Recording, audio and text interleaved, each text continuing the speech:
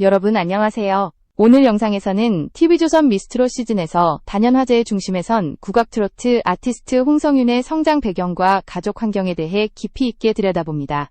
무대 위 실력 뒤에 숨겨진 환경과 시스템은 과연 무엇이었을까요? 미스트롯 무대를 통해 홍성윤이라는 이름이 본격적으로 대중에게 각인된 이후 사람들의 관심은 자연스럽게 그녀의 실력 그 자체를 넘어 어디에서 어떤 환경 속에서 이런 예술성이 완성되었는지로 이동하기 시작했습니다. 국악과 트로트를 자연스럽게 융합하는 표현력, 흔들림 없는 발성, 그리고 무대 위에서 드러나는 안정감은 단기간에 만들어질 수 없는 결과였기 때문입니다. 특히 방송을 통해 일부 공개된 자택과 연습 공간은 시청자들에게 강한 인상을 남기며 또 다른 궁금증을 낳았습니다. 과연 어떤 가정 환경이 있었기에 오랜 시간 고비용의 국악 교육을 지속할 수 있었을까? 이 질문은 단순한 호기심을 넘어 홍성윤이라는 예술가의 서사를 이해하기 위한 핵심 단서로 떠올랐습니다. 여기서 중요한 점은 이 이야기가 자극적인 사생활 공개나 부모의 직업을 캐내기 위한 접근이 아니라는 사실입니다. 오히려 한 명의 전통 예술가가 완성되기까지 필요한 조건, 그리고 그 조건을 가능하게 만든 가족의 역할과 가치관을 분석하는 데 초점이 맞춰져 있습니다. 국악은 특성상 어린 시절부터 장기간의 수련이 필요하고 악기와 레슨, 대회와 공연을 포함한 교육과정 전반에 지속적인 투자가 요구되는 분야입니다. 이러한 환경 속에서 꾸준히 성장해온 홍성윤의 이력은 자연스럽게 그녀의 배경을 주목하게 만듭니다. 이 영상을 끝까지 시청해주셔서 감사드리며 도움이 되셨다면 구독으로 응원해주시면 채널을 계속 발전시키는 데 큰 힘이 됩니다. 이제부터 우리는 공개된 정보와 방송 장면을 토대로 홍성윤이 자라온 환경이 어떤 특징을 지니고 있었는지 하나씩 짚어나갈 것입니다. 다음 파트에서는 그녀가 걸어온 국악교육의 경로와 그 과정에서 축적된 실력의 구조를 구체적으로 살펴보며 왜 이 성장이 결코 우연이 아니었는지를 분석해보겠습니다. 홍성윤의 성장 과정을 이해하기 위해서는 무엇보다 그녀가 선택한 길이 얼마나 장기적이고 체계적인 수련을 요구하는지부터 짚어볼 필요가 있습니다. 국악은 단기간의 재능 발현으로 평가받기 어려운 분야이며 어린 시절부터 축적된 훈련의 밀도와 시간이 실력의 깊이를 결정짓는 영역입니다. 홍성윤 역시 예외가 아니었습니다. 그녀는 아주 이른 시기부터 소리에 대한 감각과 음악적 집중력을 보이며 국악이라는 좁고도 깊은 길로 들어섰습니다. 이는 단순한 취미 선택이 아니라 삶의 방향을 결정짓는 선택에 가까웠습니다. 공식적으로 확인된 이력에 따르면 홍성윤은 국악 전공 교육을 위해 예술특화 교육기관에서 체계적인 훈련을 받기 시작했고 이후 국악예술고등학교 과정에 진학하며 본격적인 전문 수련 단계에 들어섰습니다. 이 시기부터 판소리와 가야금 병창을 중심으로 한 집중 훈련이 이어졌고 단순히 기술을 익히는 수준을 넘어 소리를 해석하고 표현하는 능력을 다듬는 단계로 넘어갔습니다. 국악교육의 특징은 반복 훈련의 양과 질이 압도적으로 요구된다는 점인데 하루 단위 연습량뿐 아니라 수년 단위로 누적되는 훈련 시간이 곧 실력의 격차로 이어집니다.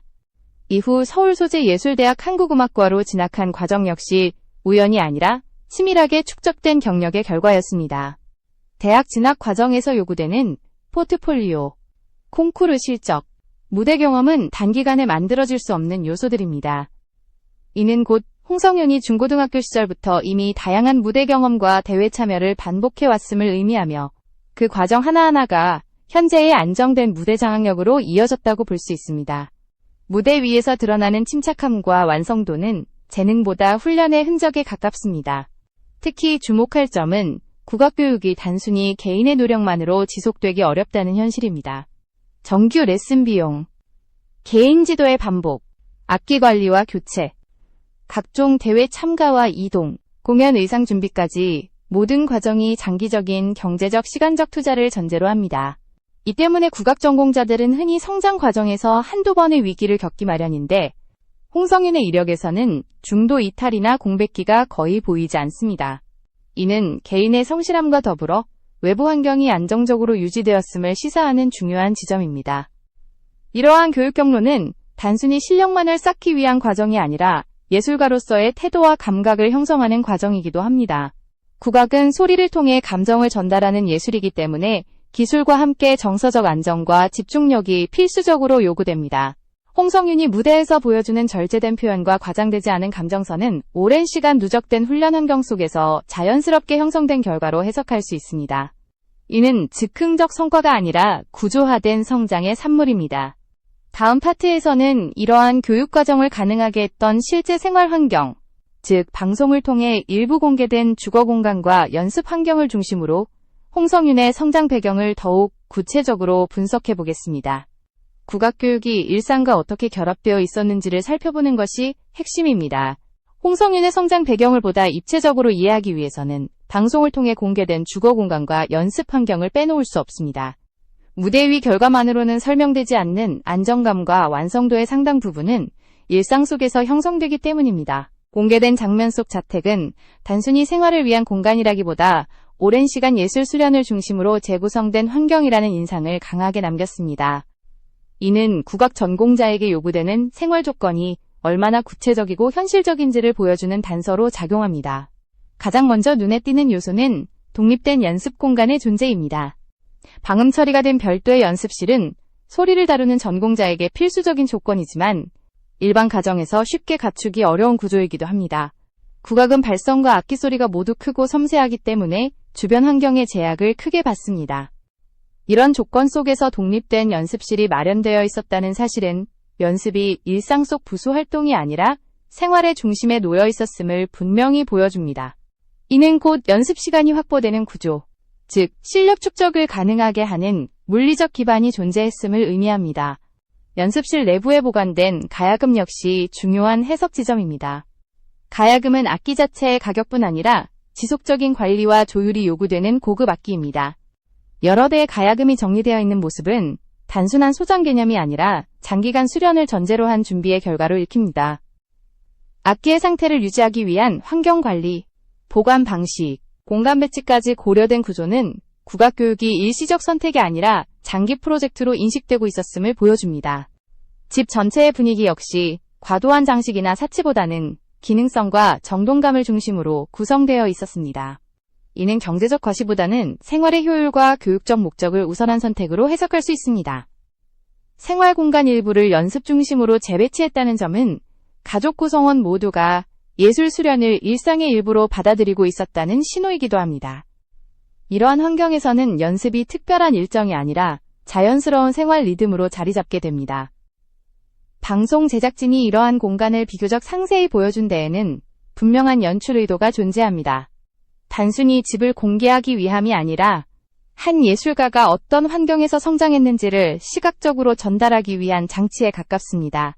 시청자는 연습실, 악기, 생활 공간을 통해 홍성윤의 실력이 우연이나 단기간의 성과가 아니라 오랜 시간 축적된 생활 구조의 결과라는 점을 직관적으로 이해하게 됩니다.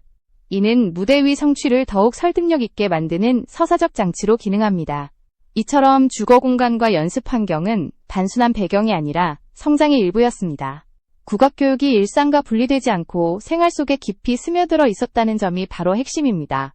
다음 파트에서는 많은 사람들이 궁금해하는 부모의 직업 문제를 다루되 확인되지 않은 추측이 아닌 공개된 사실과 비공개 원칙을 중심으로 이 질문을 어떻게 이해해야 하는지를 냉정하게 분석해 보겠습니다. 홍성윤의 성장 배경을 이야기할 때 가장 자주 등장하는 질문 중 하나는 바로 부모의 직업에 관한 부분입니다. 방송을 통해 자택과 연습 환경이 공개되자 많은 시청자들은 자연스럽게 이러한 교육 환경이 어떻게 가능했는지, 그 배경에는 어떤 직업적 기반이 있었는지를 궁금해하기 시작했습니다. 그러나 이 지점에서 반드시 분명히 짚고 넘어가야 할 사실이 있습니다. 현재까지 홍성윤의 부모와 관련된 이름, 직업, 직함 등 구체적인 신상 정보는 어떤 공식 자료나 방송, 인터뷰에서도 단 한 차례도 공개된 적이 없다는 점입니다. 실제로 방송에 등장한 장면에서도 부모의 얼굴은 모자이크 처리되었고 직접적인 소개나 직업 언급은 의도적으로 배제되었습니다.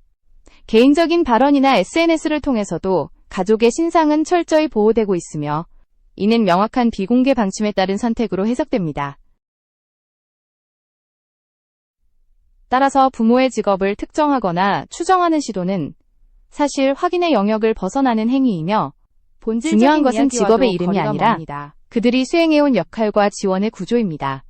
전통 예술 분야에서 활동하는 가정일수록 사생활 보호를 중시하는 경향은 비교적 뚜렷하게 나타납니다.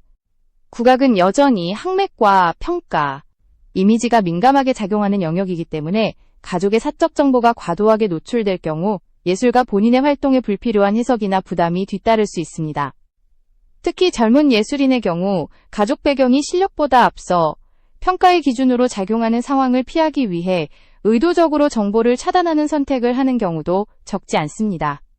홍성윤의 가족 역시 이러한 맥락 속에서 신상 공개를 철저히 통제하고 있는 것으로 보입니다. 그렇다면 부모의 직업을 알 수 없다는 사실이 이 이야기의 의미를 약화시키는가 하면 오히려 그 반대에 가깝습니다. 공개된 정보만으로도 분명히 확인할 수 있는 것은 이 가정이 예술 교육을 장기적으로 유지할 수 있는 안정적인 기반을 갖추고 있었으며 그 기반 위에서 체계적인 지원이 이루어졌다는 점입니다. 이는 특정 직업군을 상정하지 않아도 충분히 설명 가능한 부분입니다. 교육에 대한 우선순위, 생활 공간의 재구성, 장기간의 비용 부담을 감내한 선택들이 바로 그 증거입니다. 부모의 역할은 단순히 재정적 후원에 그치지 않습니다. 연습 환경을 마련하고 장기적인 교육 계획을 조율하며 무대와 대회 일정에 맞춰 생활 리듬을 함께 조정하는 일은 지속적인 관심과 참여 없이는 불가능합니다.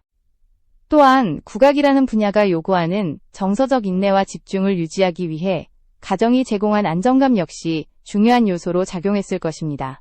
이러한 역할들은 직업의 명칭으로 설명될 수 없는 부분이며 오히려 가족이 하나의 성장 시스템으로 기능했음을 보여줍니다.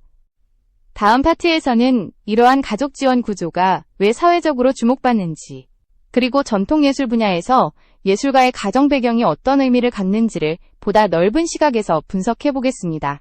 이는 홍성윤 개인의 이야기를 넘어 한국 사회의 예술교육 구조를 이해하는 중요한 맥락으로 이어집니다. 홍성윤의 이야기가 많은 사람들의 관심을 끄는 이유는 단순히 한 명의 실력 있는 국악 전공자가 등장했기 때문만은 아닙니다.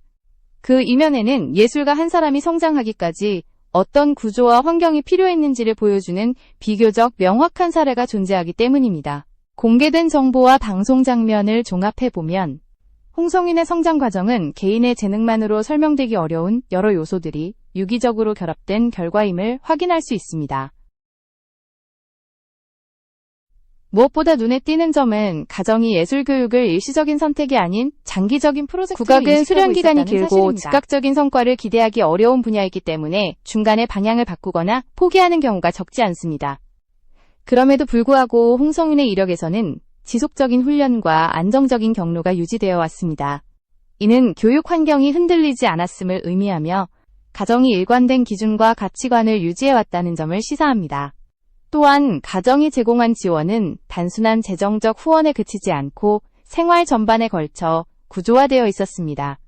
독립된 연습 공간의 확보, 악기 관리와 교체, 일정 관리, 진학과 경력 설계에 이르기까지 예술 활동을 중심으로 한 생활 시스템이 구축되어 있었습니다.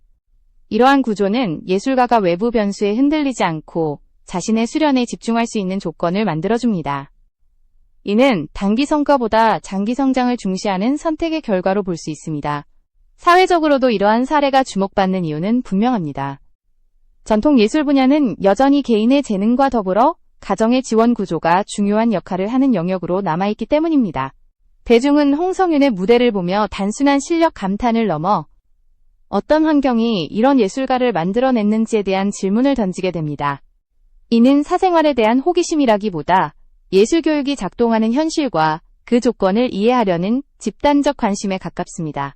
결국 이 이야기의 핵심은 부모의 직업이나 구체적인 신상이 아닙니다. 중요한 것은 가치관, 환경, 그리고 지속적인 지원이라는 보이지 않는 기반입니다. 이러한 요소들이 결합될 때 한 예술가는 비로소 자신의 재능을 안정적으로 확장할 수 있는 토대를 갖추게 됩니다. 홍성윤의 사례는 전통 예술 교육이 어떤 구조 속에서 유지되고 성장하는지를 보여주는 하나의 단면이며 동시에 앞으로 등장할 예술가들에게도 시사점을 던집니다. 앞으로 홍성윤의 활동 범위가 넓어질수록 그녀의 서사는 더욱 다양한 방식으로 확장될 가능성이 있습니다. 다만 그 중심에는 언제나 무대 위 실력과 오랜 시간 축적된 수련이 자리할 것입니다.